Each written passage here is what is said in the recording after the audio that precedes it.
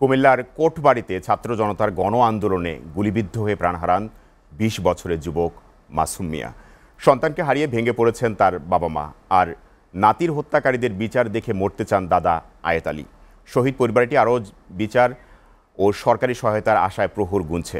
কুমিল্লা থেকে রফিকুল ইসলামের প্রতিবেদন। কুমিল্লার সদর দক্ষিণ উপজেলার উত্তর রামপুর এলাকার শাহিন মিয়ার ছেলে শহীদ মাসুম মিয়া পরিবারের হাল ধরেছিলেন খুব অল্প বয়সেই।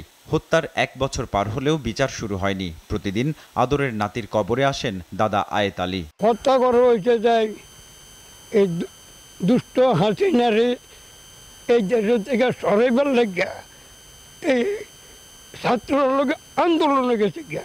অভাবের কারণে লেখাপড়া বন্ধ করে একটি রেস্টুরেন্টে খণ্ডকালীন কাজ করতেন মাসুম।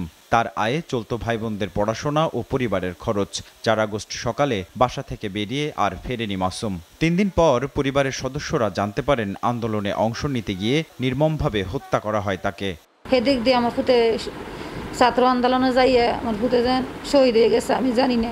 মা আর ভাই বোন আছে, তাদের সাপোর্ট দেওয়ার জন্য, অর্থনৈতিক সাপোর্ট দেওয়ার জন্য পার্ট টাইম হোটেলের মধ্যে কাজ করতেন। সহজ সরল মানুষ ছিলেন, তার কোনোদিন আচার আচরণ কোনোদিন আমরা খারাপ দেখি নাই, এবং তাদের যেন সঠিক বিচারটা যেন আমরা এই সরকারের আমলেই পাই।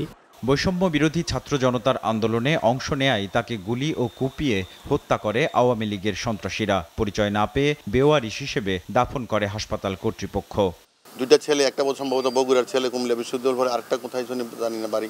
তারা একটা ব্যান গাড়িতে নিয়ে, রিক্সা নিয়ে তারা কুমিল্লা আধুনিক হাসপাতালে, মেডিকেল হাসপাতালে নিয়ে ভর্তি করেছে বিকাল ৪টায়।